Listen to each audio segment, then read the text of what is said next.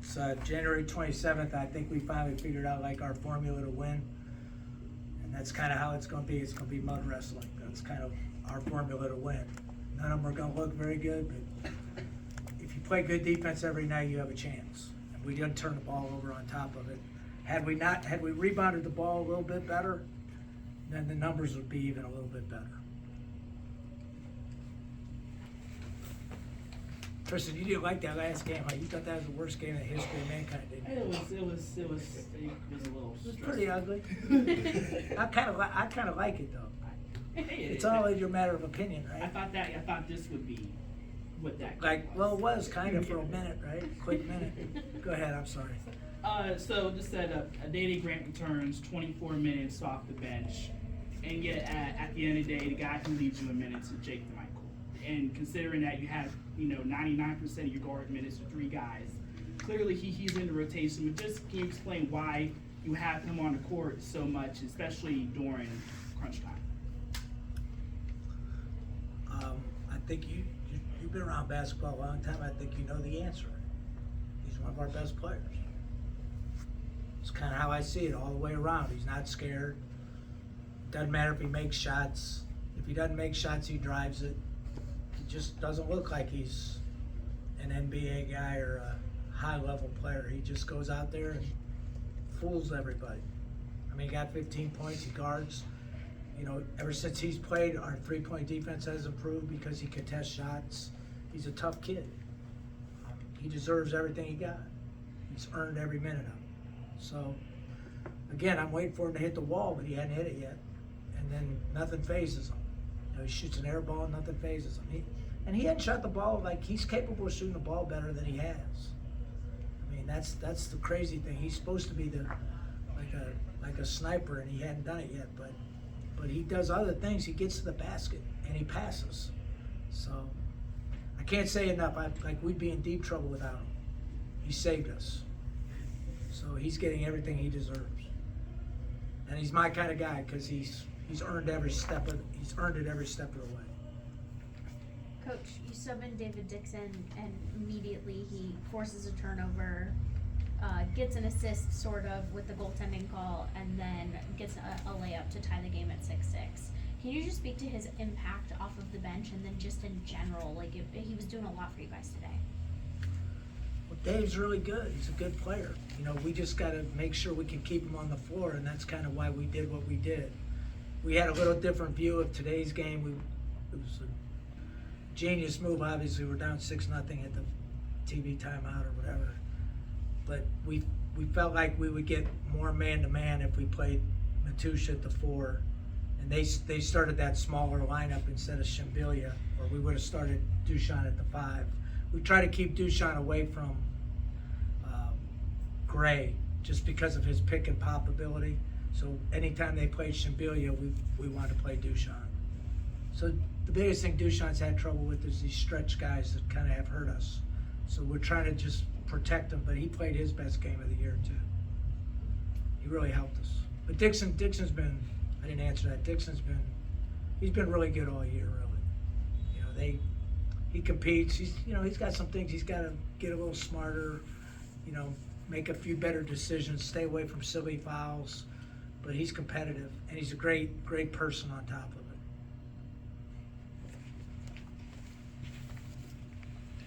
Keith, my question's about just. Damn, Zach, this might be the best one ever, man. The shoes to match, my God. Michael Kors. No, I'm just kidding. The question for you, Keith, is just one three-pointer today, just decisively realizing that this was kind of a 2-point kind of a game. What did you see in terms of the decisions making of the guys to just realize what the game was, what the elements called for, and how can that help them moving forward? I didn't even look at that. That's a crazy statistic. We certainly are setting the game back offensively at times, but I felt like the threes we took were pretty good shots. The one we made was the worst shot of the bunch. But Jake they went 1-3-1 zone, and Jake had 2 right in a row that could have busted it open. But we moved the ball better. Look, we made 8 assists. We got a little smarter. I wouldn't say we're geniuses yet, but we we got a little bit smarter at crunch time. We tried not to make it a three-ring circus in the last 4 minutes, so I'm proud that we made some headway in that regard. Just wanted to know, Coach, if you feel like you're ever going to get the lineup figured out in the rotation, or is that just a game-by-game thing? I feel like I got it figured out. I mean, it's random, so it's not like most people, but if they start a stretch five, then we'll start differently. Right? We decided to do that, and we don't really want to play Dixon the first revolution because we don't really want him to be in foul trouble. So we started Trey Williams at the 5. Pretty much we're playing Trey Williams and Fusini at the 4, and then we went a little bit more with Jimmy at the point than Kareem tonight, just because he played a little bit better. So it's going to be that way, which is hard, but it is what it is. That's how it is. Dave credited the pre-scout for the dedication to the paint touches, that you guys followed through a lot of what you guys were messaging them in terms of getting the ball inside. What did you see in the pre-scout that they took on the court so well? Well, anytime you have a non-shooting 4 in against them, they're going to play 3 guys man-to-man, total denial, and 2 guys zone. So we knew if we played Trey Williams and Dave together, they were going to play that and eliminate your best players from shooting the ball. So that allows you to get paint touches, which we didn't do such a great job with, but it's almost like a 2-on-2 game with an advantage. That's kind of what it is. But when we played Fusini, they played with they have three main defenses. They played 4 guys hard man-to-man, and the 5th guy stayed under the rim. That's the center. You could see that at times, right? And then their main defense is the switching man, where they switch everything 1 through 5. So it's actually 3, 4, and 5 is the calls. 3 is 3 guys man-to-man, 4 is 4 guys man-to-man, and 5 is all 5 man-to-man. And then they threw in the 1-3-1. They threw in the 1-2-2 three-quarter court and the 1-2-2 in the half court, and they also trapped the ball screen when it mattered. So they do a lot, but our guys did a good job. We just didn't want to be paralyzed. That's pretty much what we told our guys. Don't get paralyzed. Just kind of play through it and just play. And so I thought we did a pretty good job of that. I thought we were better in the second half than the first half.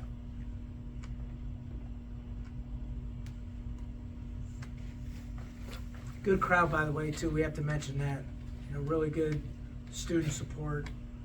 They helped us, which, after being 0-5, you have to give those students credit. Dollar beer day. They're not old enough to drink all of them, so. How was the lines on the dollar beer, by the way? Was there a big line? 20 beers for $20. Think about that. Oof. That's a lot of beer. Dave, how many did you have? None. Well, you're working, huh? Working. Coach, I'm sure you're happy to have Day-Day Grant back, but Jake DeMichael was specifically pointed out how beneficial he was in those final minutes. What did you see from Day-Day that really helped you guys keep that lead, especially since you have mentioned struggling in the final minutes? Well, one thing, he's one of the few guys that's going to make a free throw consistently, right? That's probably the first thing, is when he goes to the free throw line, you don't have to sweat it out too much, right? I thought he played more under control tonight, although he didn't finish at the end of the game, which we've had trouble making baskets at the end of the game that could ice the game. But he was pretty much under control most of the game. And I think we've improved defensively because we quit taking as many bad shots, which is a tribute to both him and Jim. So sometimes when it doesn't come so easy to shoot it, you don't take as many bad shots, which puts stress on your defense. So if you look at us defensively, I think we went from about a 135 or 140 to about a 70, which is pretty good. So we played some good teams, and we've done a really good job at the 3 line, right? Better knock on that one too. So, I just think Day-Day's stability helped us, and then you have to guard him. That's the other part. So if he's standing in the corner, even if he's not scoring, you have to guard him. So you can't stand in the paint. Coach, just one turnover for you guys in the entire second half. And although his shooting numbers wasn't great overall, Jimmy Clark had 7 assists and just 1 turnover. How did you feel like he did in this game? And overall, just in the past few, especially without Day, sort of leading the team on both ends. Well, he should do well. He's a good player. You know, he does some stuff that sometimes drives me bananas, like the one he drove in there with 3 guys on him at crunch time where we should have been holding the ball. But you have to live with, or when he gambled and reached around with 9 seconds on the shot clock. But you have to live with some of his nonsense, you know, because you don't want to lock him up as far as his instinctive plays. So I thought he guarded a little better. I took him out every time he messed it up, you know, because he's capable of so much more defensively. So he gave up the 1-3 in the first half, and I immediately took him. You know, and I think that's the one good thing about what's happened with both Jake and Matoush is now, you know, we've developed the bench enough that I don't feel like I have to play any of the 3 that had been starting. I can kind of play who's the best player at that time, which is actually good for them. You know, the quick hook probably doesn't seem good for them, but it actually is because their biggest issues is discipline, both offensively and defensively, and just trying to stay, you know, like focused in. So when you come out of the game, it tends to help you focus in. Good question. He had a good game. I mean, he passed the ball well.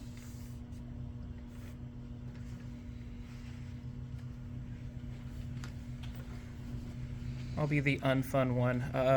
Wanted to ask you, you've mentioned rotation several times, but specifically Andre's been on the short end of it. Just wondering, since it's been a few games, what the rationale, if it's playing younger guys or if it's just wrong end of the stick, what maybe went into that? It's a fair question. And it's not one that makes me happy. You know, both him and Hassan Drame, like it's a really hard situation because those guys have played their whole career for the most part.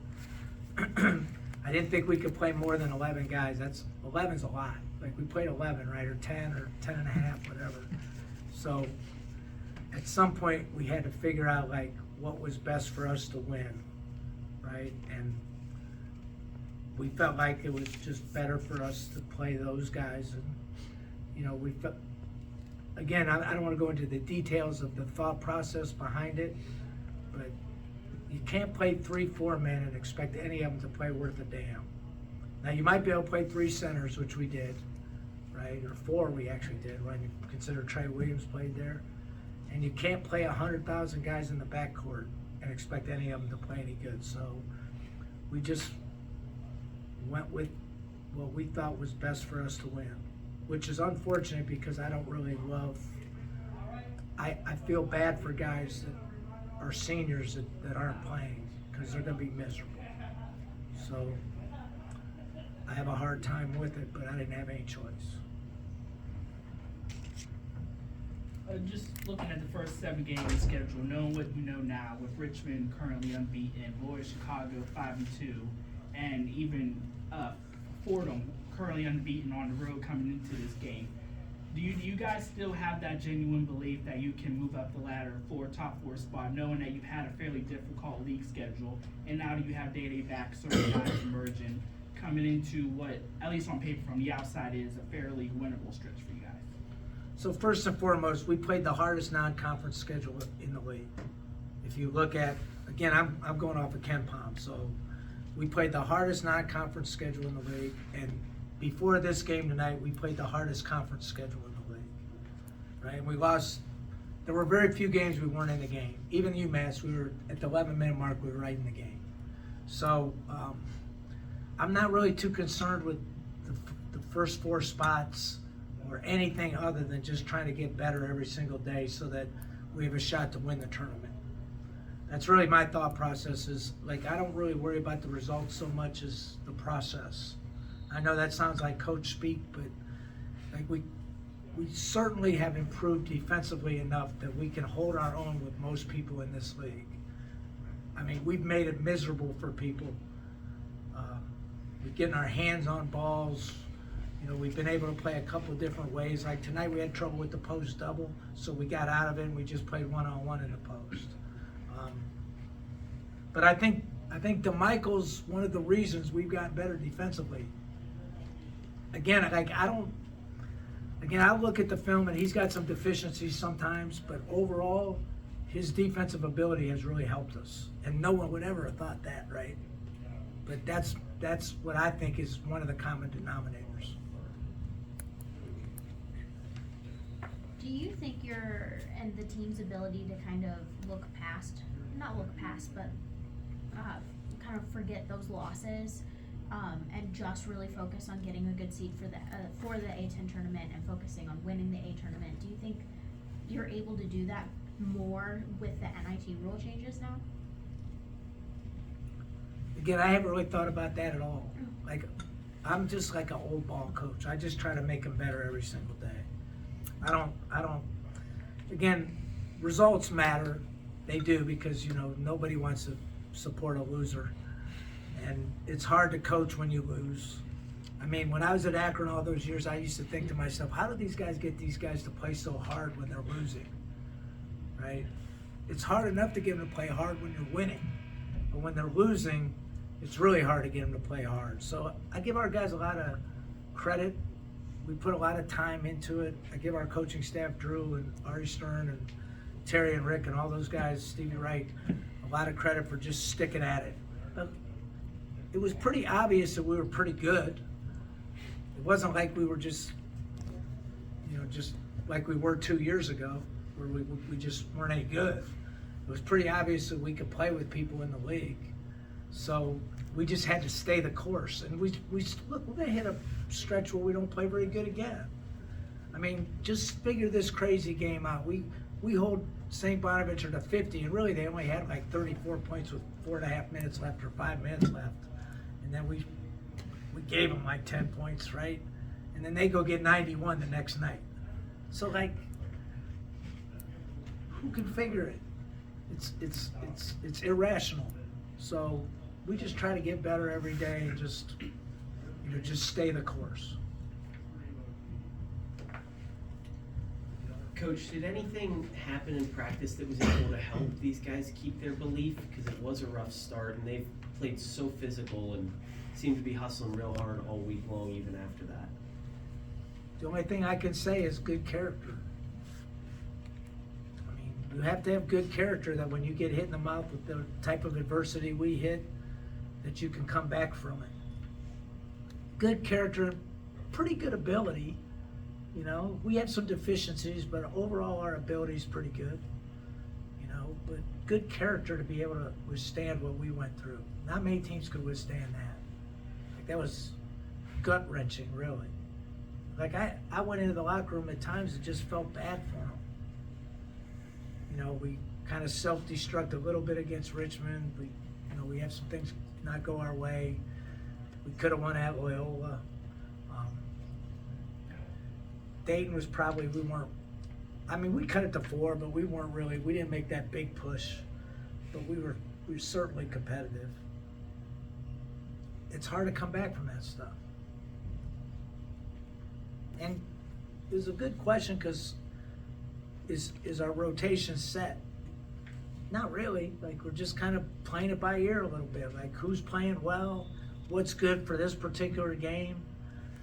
It's relatively set, but like, we played Jimmy. That's the least Kareem played all year. Just felt like it was not a great night for him. So we went with Jimmy at the point. And then we're a little bit bigger. You know, I think that's helped us. When you play Kareem, Day-Day, and Jimmy Clark, you're relatively small, which makes it hard to contest shots. Jake 6'4", puts his nose in, and then you play Jakob and Matusa a little bit bigger. Good?